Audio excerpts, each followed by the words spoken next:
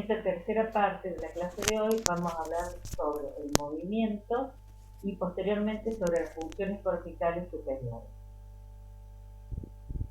La función motora humana consiste en realizar movimientos de todo tipo. Entre ellos tenemos la marcha, que es el ejemplo más claro de complejidad y de coordinación. Porque la marcha normal necesita un funcionamiento nervioso perfecto para poder producir esa sucesión de movimientos coordinados para que se desarrolle la marcha perfectamente.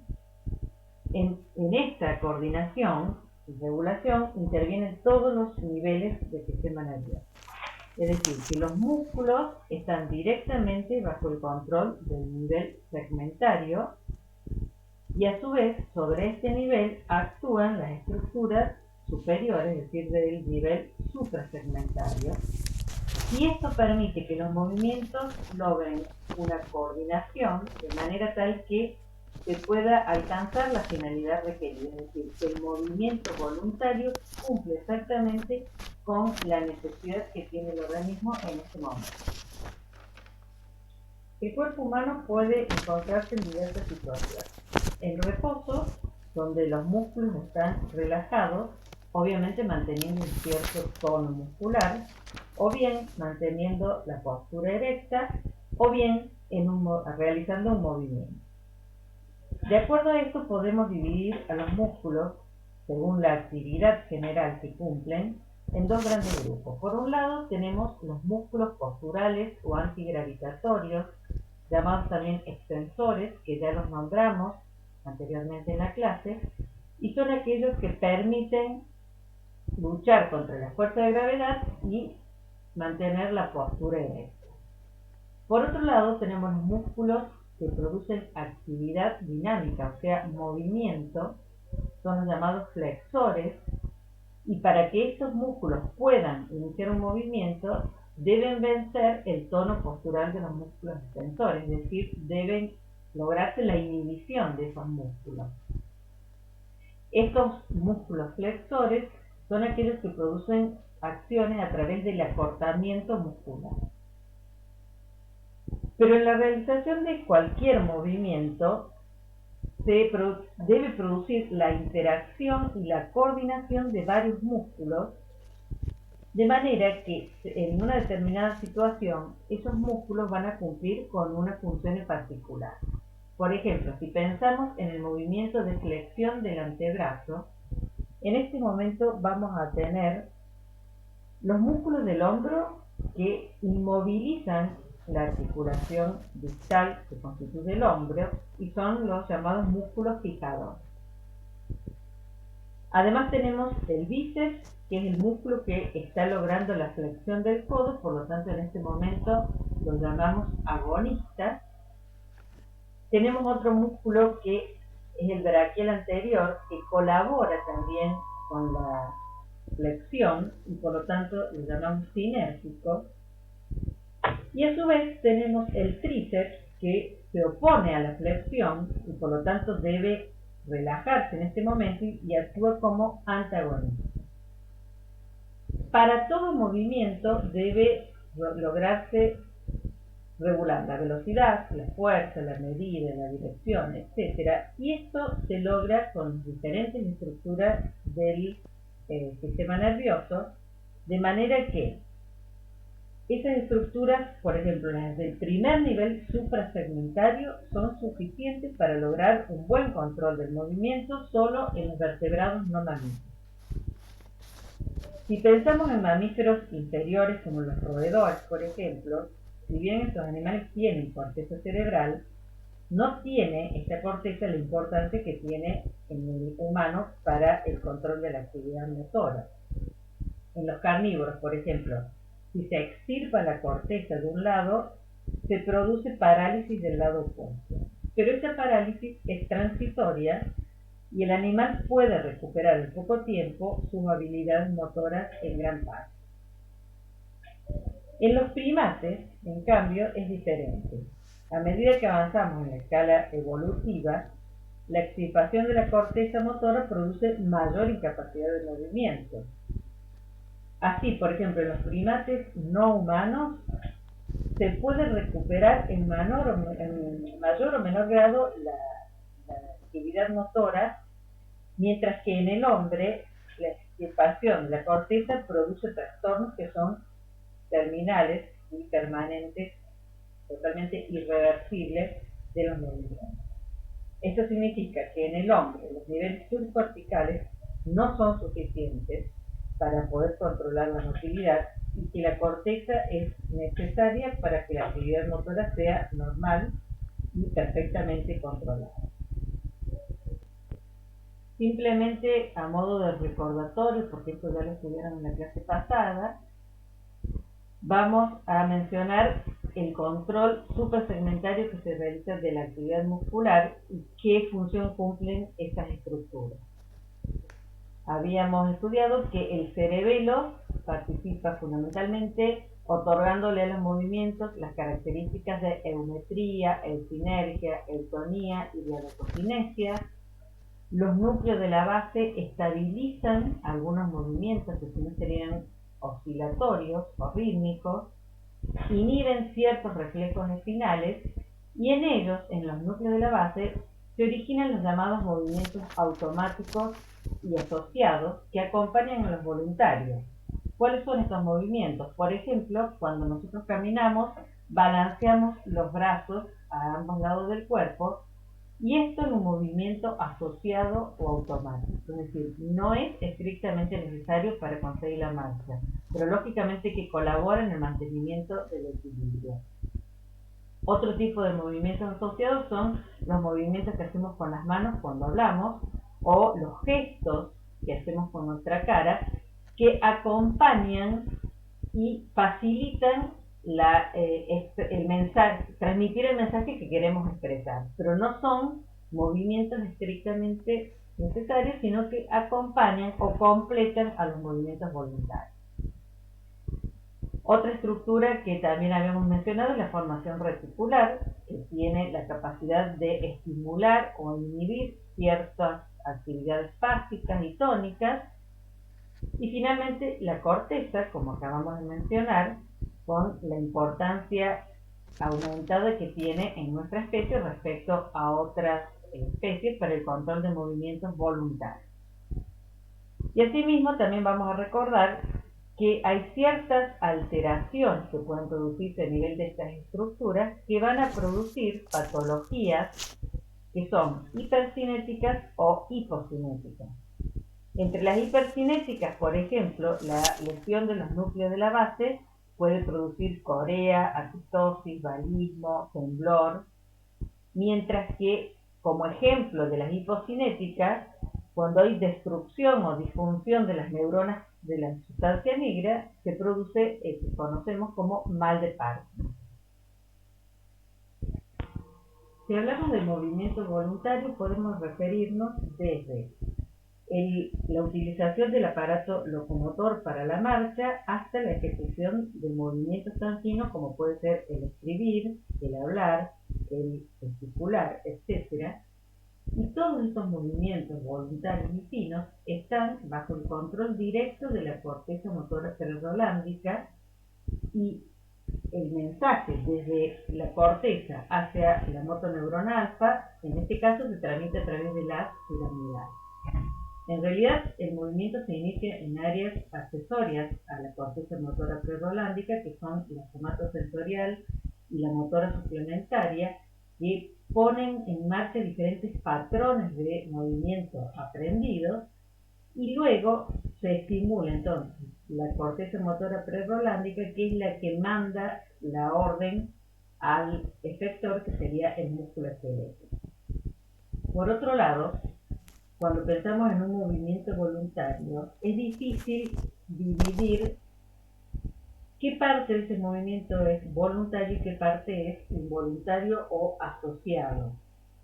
Por ejemplo, cuando nosotros, el ejemplo que dábamos recién del caminar, cuando nosotros balanceamos los brazos a ambos lados del cuerpo, es un movimiento que voluntariamente se puede suprimir. Sin embargo, está tan íntimamente ligado a la marcha que normalmente se produce de manera espontánea. Es decir, que muchas veces, o en la mayoría de los casos, lo único voluntario es la iniciación del movimiento. Por ejemplo, si queremos tomar un objeto, en primer lugar nosotros nos proponemos hacer eso, tomar un determinado objeto, y la orden que sale desde la corteza cerebral hace que finalmente nuestra mano pueda tomar ese objeto. Pero para ejecutar ese movimiento deben intervenir músculos del codo que lo extiendan o lo flexionen, otros músculos del hombro, del brazo, etc. Y de todos esos movimientos nosotros no somos conscientes. Solo tenemos conciencia de la acción de la mano, que es la que va a producir finalmente el movimiento voluntario y que queremos nosotros como respuesta final. Además, a medida que vamos aprendiendo la actividad de los distintos movimientos, este se va automatizando y la corteza deja de tener la importancia que tiene las primeras veces que uno realiza ese movimiento para lograr realmente el control del movimiento. Esto implica que todos los movimientos voluntarios tienen un periodo de aprendizaje y otro de consolidación. Esto es lo que ocurre, por ejemplo, cuando aprendemos a manejar un auto, cuando aprendemos a andar en bicicleta o cuando empezamos a escribir en el teclado de la computadora, que al principio tenemos que mirar tecla por tecla para ver cuál apretamos y luego ya se hace de una manera mecánica.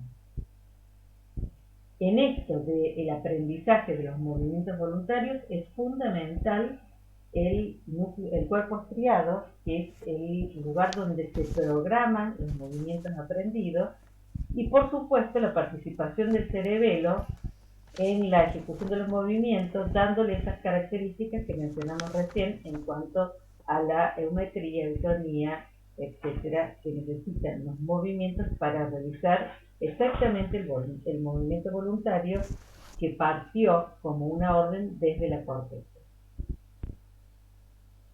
Para hablar de la fisiología de la marcha en especie humana, tenemos que tener en cuenta que para que se pueda llevar a cabo, esto implicó grandes modificaciones tanto a nivel del esqueleto como de las masas musculares.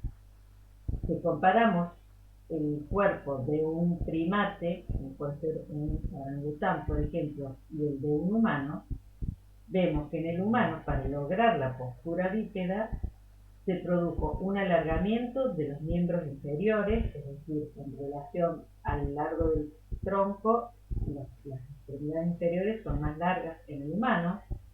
A su vez, la pelvis sufrió un acortamiento y un ensanchamiento.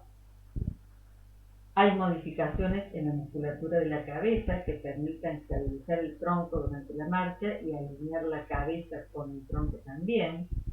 Se produjo el enderezamiento de la cadera y las rodillas para lograr esa postura erecta. El pie también tuvo que modificarse en cuanto al tamaño del pie y también a la posición del dedo pulgar, que en este caso en los humanos ya no es oponible como en los primates. Y también se produjo mayor desarrollo del músculo glúteo mayor, que permite ayudar a mantener la postura erecta del tronco. Todas estas modificaciones entonces ocurrieron a lo largo de los años y permiten entonces lograr un equilibrio del cuerpo durante la marcha, que, como dijimos, es un caso particular de coordinación de diferentes tipos de movimientos, con una importante participación del sistema nervioso, y que se efectúa en base a respuestas motoras que generan la llegada de estímulos de diferentes estructuras que intervienen en la marcha.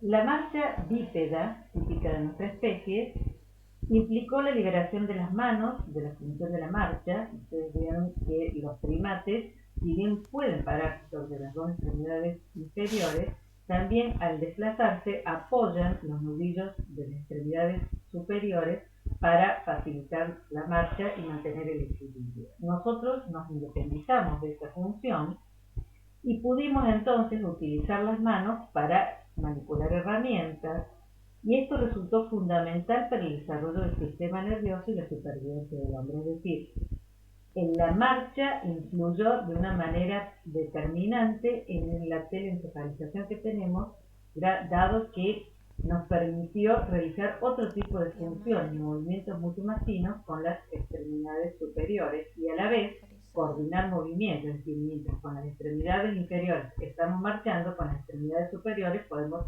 tomar un objeto, levantar el brazo, tirar una pelota al aro de básquet, etc. La marcha se realiza con el menor esfuerzo posible por medio de la acción alternada de las dos extremidades. Y es importante tener en cuenta que durante la caminata o la marcha, siempre uno de los dos pies está en contacto con el piso. Cuando nosotros vamos avanzando, la pierna que soporta el peso del cuerpo, en el momento que se está dando un paso, es la que llamamos activa. La que oscila alrededor de la articulación coxofemoral es la que llamamos pasiva. Pero a la vez, en cada paso que damos, en cada movimiento, el equilibrio se ve alterado y por lo tanto deben existir otro tipo de cambios compensatorios de otras partes del cuerpo que permitan colocar la vertical que pasa por el centro de gravedad dentro de la superficie de la base de sustentación que determinan las plantas de los pies. De esta manera se producen entonces oscilaciones laterales del cuerpo, rotaciones en sentido inverso de la pelvis y de los hombros, oscilaciones opuestas de los brazos y las piernas del mismo lado, etc. Todos movimientos que tienden a facilitar el mantenimiento del equilibrio durante la marcha. Una vez que se inicie la marcha, para que pueda mantener esas características de coordinación e integración, es necesario que el sistema nervioso central, tanto a nivel segmentario como suprasegmentario, esté permanentemente informado de la dirección de los movimientos, la fuerza de contracción de los músculos, de la posición de los miembros, etc. Y todo esto se integra tanto a nivel subcortical como cortical y da por lo tanto como resultado respuestas que pueden ser automáticas o inconscientes y otras que son voluntarias o conscientes.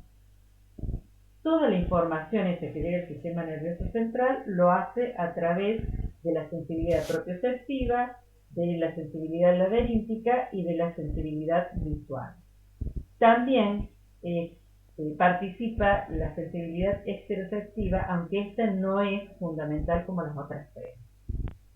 Entonces, respecto a la sensibilidad propioceptiva, ustedes ya saben que por un lado tenemos la propioceptiva inconsciente que llega al cerebelo a través de espacios espinocerebelosos directos y cruzados, y en base a esta información que recibe el cerebelo, entonces puede regular esas características que ya mencionamos, de sinergia, metría, etc., en un movimiento.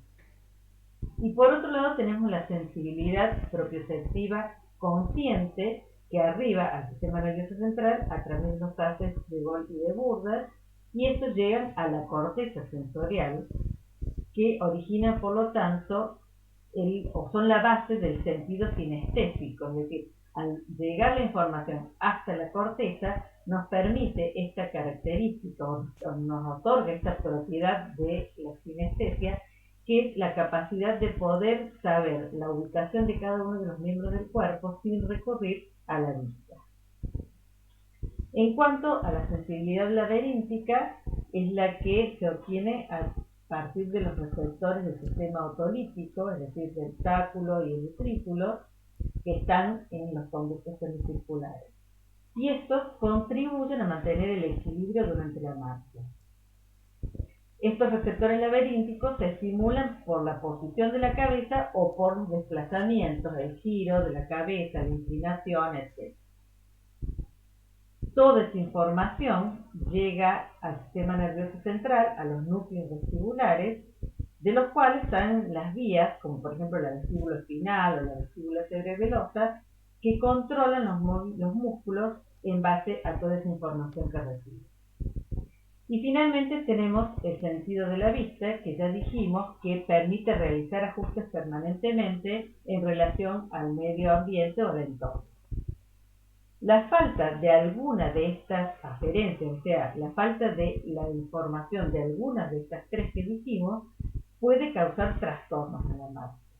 Pero es posible todavía, mientras que si dos de este tipo de sensibilidades están alteradas, se torna totalmente imposible continuar con la marcha coordinada como debe ser.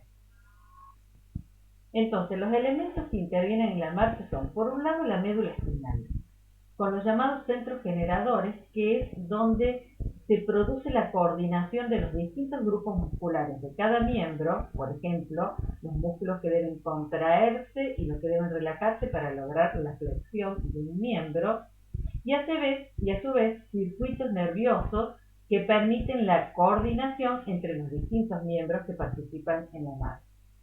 A su vez, sobre la médula actúan los centros nerviosos superiores y después empiezan a llegar los impulsos nerviosos o la información de tipo propioceptiva, laberíntica, visual, etc. Es decir, que cuando se inicia la marcha, la corteza le envía a la médula la orden de iniciar la marcha y se ponen en acción esos centros generadores y los mecanismos reflejos. Pero a su vez, simultáneamente, la corteza manda esa información al cerebelo, informándolo de la iniciación de la marcha, y de esta manera se asegura que este órgano, es decir, el cerebelo, intervenga para coordinar la marcha, dándole a los movimientos las características que ya nombramos de sinergia, simetría, etc. Una vez que comienza el desplazamiento, entonces empiezan a llegar a los centros nerviosos los impulsos aferentes, que son de tipo propioceptivo, laberínticos, visuales, que le están informando permanentemente la posición del cuerpo, de los miembros y de la cabeza, y a partir de eso se originan entonces las correcciones necesarias para que la marcha sea correcta y se mantenga la postura erecta. Una vez que la marcha se inicia, la corteza comienza a desentenderse hasta cierto punto de este proceso, porque pasa a tomar el control un centro subcortical como es el cuerpo estriado.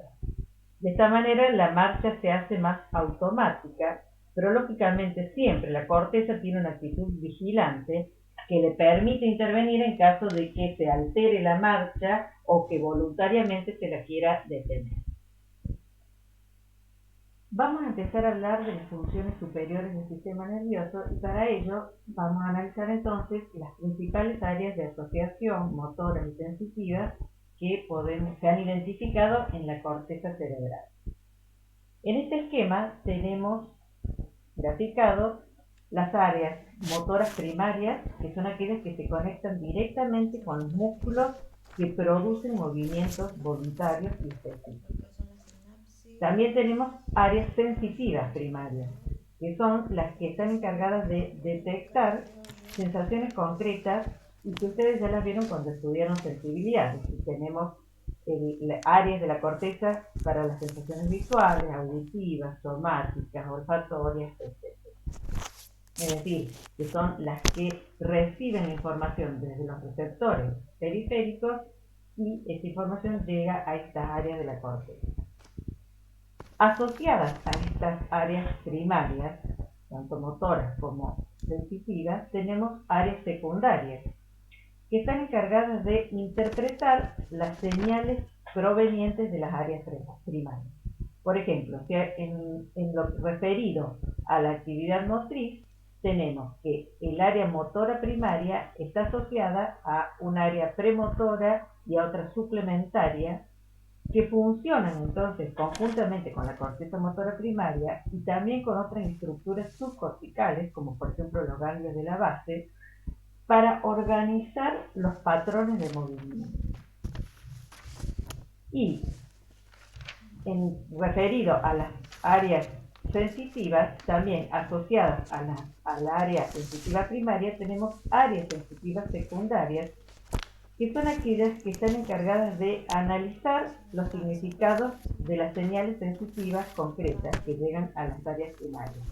Por ejemplo, cuando nosotros vemos un objeto, estas áreas asociadas a la sensitiva primaria son las que interpretan todo lo referido a color, textura, forma, tamaño, luminosidad, etc.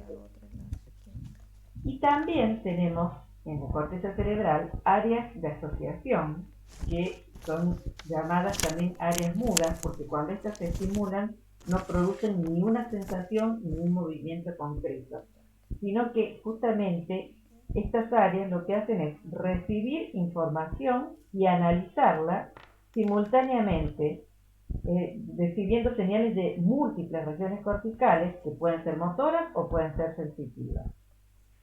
Y entre las áreas de asociación tenemos un área de asociación parieto-occipital, que es el área que proporciona un alto grado de significación interpretativa a las señales que provienen de todas las áreas sensitivas que están rodeando esta área de asociación. Por otro lado, también tenemos un área de asociación prefrontal que está muy relacionado con la corteza motora para planificar patrones complejos y la secuencia de los actos motores, es decir, todos los movimientos que en serie tienen que producirse para poder obtener finalmente la respuesta motora que planificó la corteza. Y también tenemos el área de asociación límbica, que forma parte de un gran sistema que es el sistema límbico, pero en esta área fundamentalmente está todo lo referido a emociones, comportamiento y motivación. Es decir, que tenemos entonces áreas específicas para la motricidad, específicas para la sensibilidad y otras áreas que reúnen información de ambos tipos de áreas específicas, la analizan, la procesan y colaboran en la elaboración de las respuestas correspondientes a los estímulos que llegan a través de las distintas vías sensitivas. Existen también áreas específicas de control motor en la corteza cerebral, como por ejemplo el área de Broca o área de formación de la palabra, que se llama así porque esta área, al estar íntimamente asociada a otra área que es parte de un área de asociación y es el área de Wernicke, tiene la capacidad de elegir la palabra y además poner en marcha todos los planes y los patrones motores que permiten expresar esa palabra. Es decir, puede formar la palabra, elegir la palabra que se quiere emitir y además estimular las cuerdas vocales, el aparato respiratorio, la lengua, los músculos del aparato fonador para que esa palabra sea emitida tal cual se eligió. Cuando hay una disfunción o una lesión del área de Broca, se produce lo que se llama afasia motora. Es decir, la persona puede elegir la palabra, pero no puede luego ejecutar la función motora que le permite emitir esa palabra elegida. Eso es lo que se llama afasia motora. Tenemos otras zonas también específicas que están íntimamente relacionadas entre ellas, que son las del campo del movimiento ocular voluntario y del área de rotación de la cabeza, que son aquellas que nos permiten justamente fijar la vista en un objeto determinado y producir todos los movimientos necesarios para la rotación de la cabeza y permitir justamente la apreciación visual de un determinado objeto. Y también tenemos un área de la destreza manual, que es aquella que permite elaborar todos los patrones de movimientos finos y coordinados, como por ejemplo escribir, tomar un objeto con las manos, etc. Y cuando hay una lesión del área de la destreza manual, se produce lo que se llama apraxia motora. En cuanto a las áreas de asociación, ya dijimos que hay tres. Una es el área de asociación parieto-occipitotemporal, donde tenemos a su vez subáreas, como por ejemplo el área del análisis de las coordenadas espaciales del cuerpo. En esta área es donde se interpreta la información que viene a través de la vía visual y de la vía somatosensorial y nos permite entonces poder establecer las coordenadas, o sea, la ubicación de nuestro cuerpo en el espacio y en el entorno que nos rodea. Otra área es la de la comprensión del lenguaje o área de Wernicke, que ya lo nombramos recién, que está íntimamente relacionada con el área de Broca, y esta es la región más importante de todo el cerebro para poder ejercer las funciones intelectuales superiores, dado que casi todo está relacionado con el lenguaje. Y en una próxima diapositiva vamos a ver específicamente cómo funciona esta área. Otra área de nominación de los objetos. Nosotros a los objetos los identificamos a través de los nombres por una vía auditiva y a través de la vía visual, donde apreciamos la apariencia, el color, la forma, el tamaño, etc. La función de esta área es fundamental para que después el área de Wernicke pueda interpretar fundamentalmente el lenguaje. Después tenemos el área de asociación prefrontal, que dijimos que participa fundamentalmente en la planificación de movimientos complejos y además en la elaboración de pensamientos. El área de Broca, que ya dijimos que tiene una función motora en cuanto a la preparación de todos los músculos del aparato fonador, la lengua, las cuerdas vocales, etc., pero también tiene una primera función de formación de las palabras, es decir, de elegir la palabra adecuada que se quiere emitir. Y finalmente el área de asociación límbica, que dijimos que participa fundamentalmente en todo lo que está relacionado con las emociones, los comportamientos, motivaciones, conductas, etc. En esta diapositiva vamos a analizar las funciones relacionadas con el lenguaje y el trabajo coordinado del área de Broca y el área de Wernicke para la comprensión del lenguaje y la elaboración de patrones de frases coherentes. Es decir, vamos a analizar cómo nosotros podemos emitir una palabra que estamos leyendo y cómo podemos repetir una palabra que escuchamos. En el primer caso, es decir, lo que vemos en el panel A, referente a la emisión de una palabra leída, obviamente el estímulo ingresa por la vía visual. Nosotros lo reconocemos en la corteza occipital. Desde allí, esa sensación visual ingresa al área de la región de la circunvolución angular, luego pasa al área de Wernicke para completar su reconocimiento.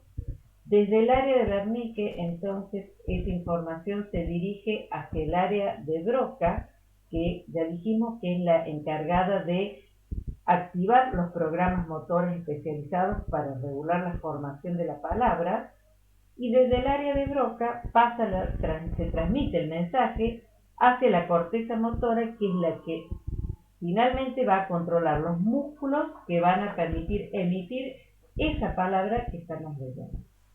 En cambio, si nos referimos a la repetición o emisión de una palabra que escuchamos, si bien es semejante el circuito, en este caso, lógicamente, el estímulo ingresa por la vía auditiva, se dirige a la porción de la corteza específica para la percepción de las sensaciones auditivas, de allí al área de Wernicke, y luego sigue el camino que dijimos recién, del área de Wernicke al área de Broca, y de Broca a la corteza motora, para finalmente poder repetir una palabra que estamos escuchando.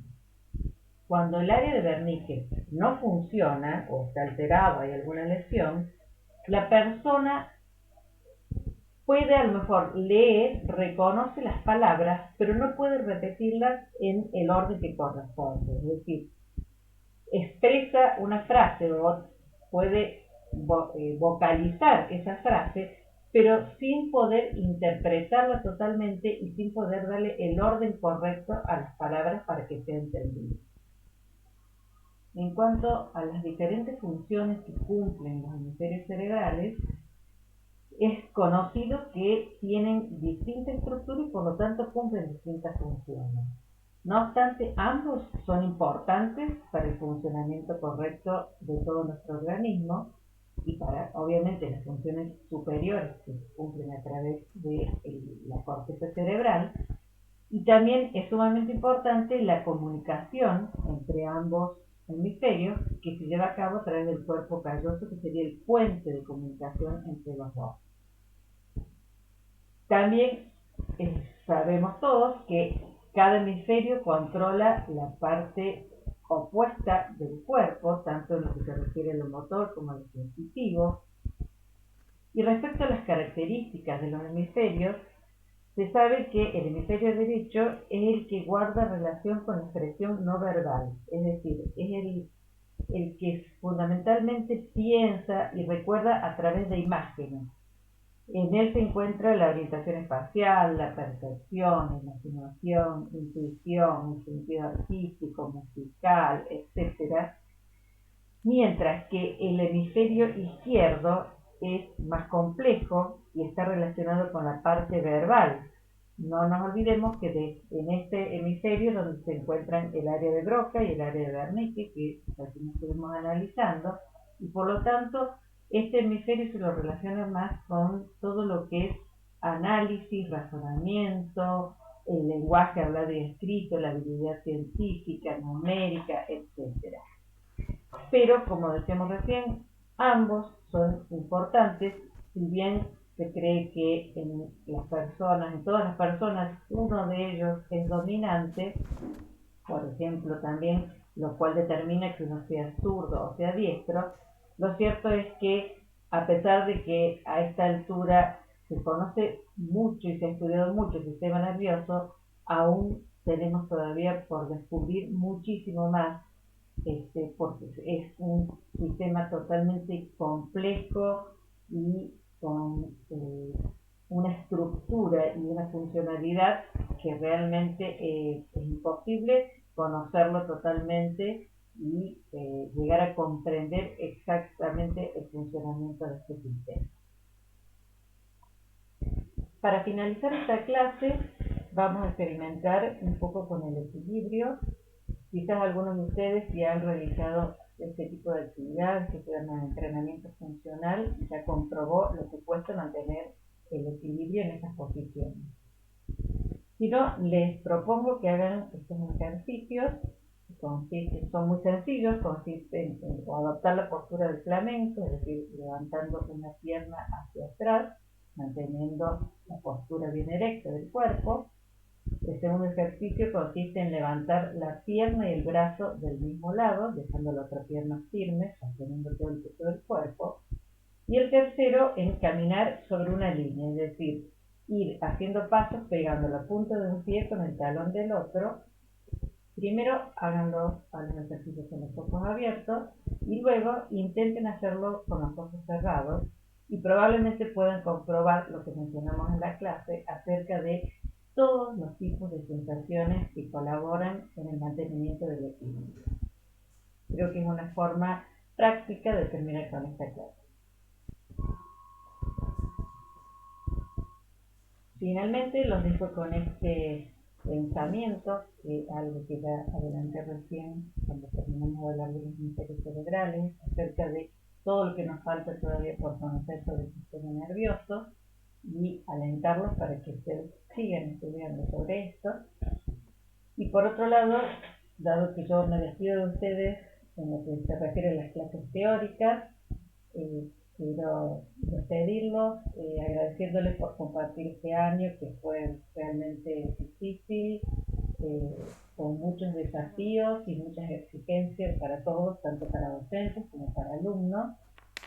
Y seguramente la próxima vez que nos veamos va a ser en la situación de examen.